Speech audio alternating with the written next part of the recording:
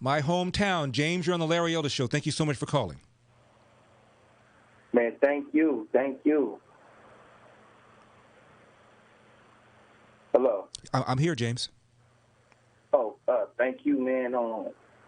I just want to tell you, man, how influential you is to so many of us to have a critical thought process and to take that movement and to apply it. You know, and being in the place that I'm in, and when you look at being a Trump supporter and you look at the ethics that you want to apply with your values, man, it's a blessing, man. I just want to say thank you. James, where'd you go to high school?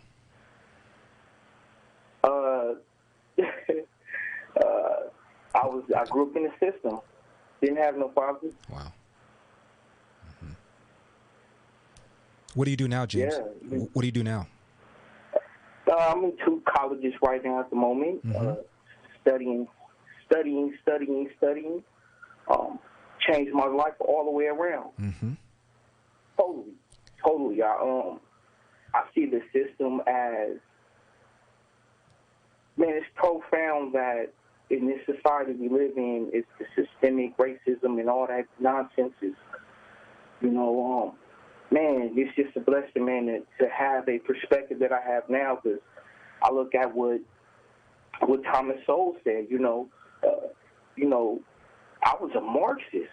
You know, when you look at that system that you adopt growing up in the hood, you become a Marxist, you know, and you look at the system as, you know, as hatred. Right. So you run to the streets, you join these organizations that has no value, and you lose track of who you are as a man.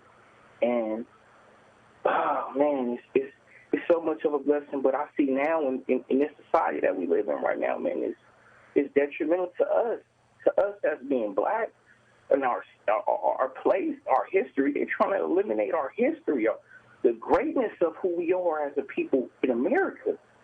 And you know, when I sit in a place where you have these conversations with dudes, you know who needs to be canceled, Larry? Who? The Democratic Party. They're the purveyors of separating us, hurting us.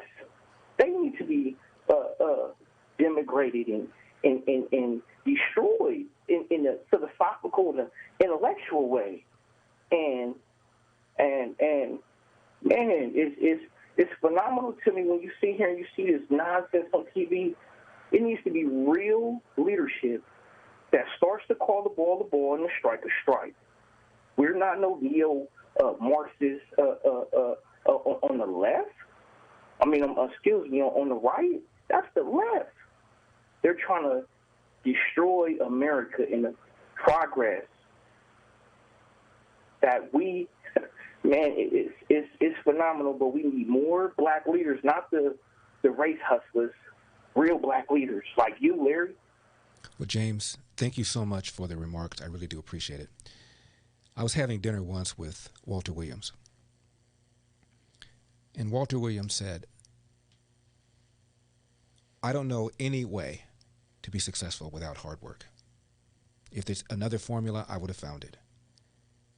He said, you're not responsible for the conditions that you're born in, but it is your moral duty, your obligation to pick up the cards and play them to the best of your ability.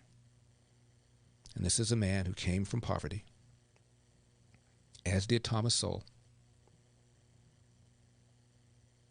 as did my father. And in a time where racism has never been less significant, the Democrats push this agenda to a degree I've never seen. And they do it for votes. Do you really honestly believe that Nancy Pelosi believes that racism is a significant problem in America, honestly? Do you really believe that Jesse Jackson believes it? Do you really believe Al Sharpton believes it? Now, they've convinced a whole bunch of other people.